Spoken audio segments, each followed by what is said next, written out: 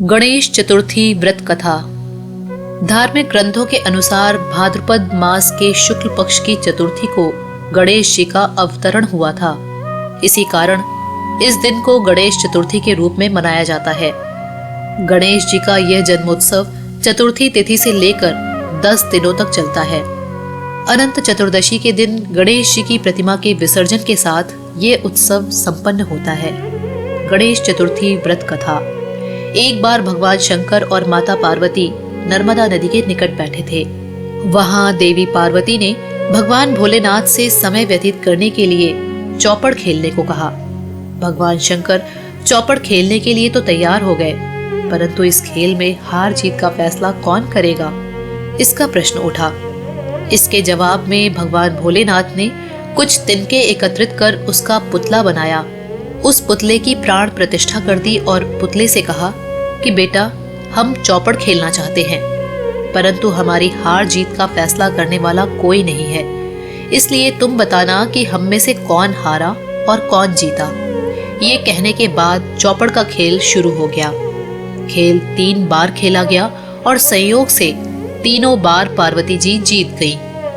खेल के समाप्त होने पर बालक से हार जीत का फैसला करने के लिए कहा गया, तो बालक ने महादेव को विजयी बताया। ये सुनकर माता पार्वती क्रोधित हो गईं और उन्होंने क्रोध में आकर बालक को लंगड़ा होने व कीचड़ में पड़े रहने का श्राप दे दिया। बालक ने माता से माफी मांगी और कहा कि मुझसे अज्ञानतावश ऐसा हुआ, मैंने किसी द्वेष में ऐसा नहीं किया। बालक के क्षमा मांगने पर माता ने कहा कि यहाँ गणेश पूजन के लिए नाग कन्याएं आएंगी, उनके कहे अनुसार तुम गणेश व्रत करो, ऐसा करने से तुम मुझे प्राप्त करोगे। ये कहकर माता पार्वती भगवान शिव के साथ कैलाश पर्वत पर चली गईं। 1 वर्ष बाद उस स्थान पर नाग कन्याएं आईं। नाग कन्याओं से श्री गणेश के व्रत की विधि मालूम करने पर उस बालक ने 21 दिन लगातार गणेश जी का व्रत किया। उसकी श्रद्धा देखकर गणेश जी प्रसन्न हो गए और श्री गणेश ने बालक को मनोवांछित फल मांगने के लिए कहा।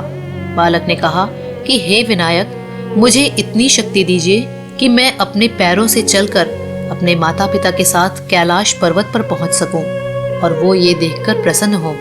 बालक को ये वरदान देकर श्री गणेश अंतर ध्यान हो गए। बालक इसके बाद कैलाश पर्वत पर पहुंच गया और अपने कैलाश पर्वत पर पहुंचने की कथा उसने भगवान महादेव को सुनाई। उस दिन से पार्वती जी शिव जी से विमुख हो गईं। देवी के रुष्ट होने पर भगवान शंकर ने भी बालक के बताए अनुसार श्री गणेश का व्रत 21 दिनों तक किया। इसके प्रभाव से माता के मन से भगवान भोलेनाथ के लिए जो नाराजगी थी वो स्वयं समाप्त हो गई।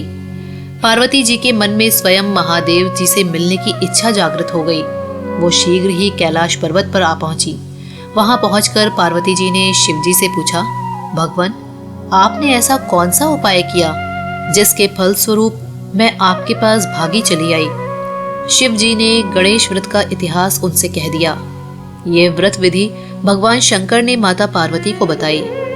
यह सुनकर माता पार्वती के मन में भी अपने पुत्र कार्तिकेय से मिलने की इच्छा जागृत हुई। माता ने भी 21 दिन तक श्री गणेश का व्रत किया और दूर्वा, पुष्प और लड्डुओं से श्री गणेश जी की पूजा की। व्रत के 21वें दिन कार्तिकेय स्वयं पार्वती जी से मिलने आ पहुंचे। कार्तिकेय ने यही व्रत विश्वामित्र जी को बताया। विश्वामित्र जी ने व्रत करके गणेश जी से जन्म से मुक्त होकर ब्रह्म ऋषि होने का वर मांगा।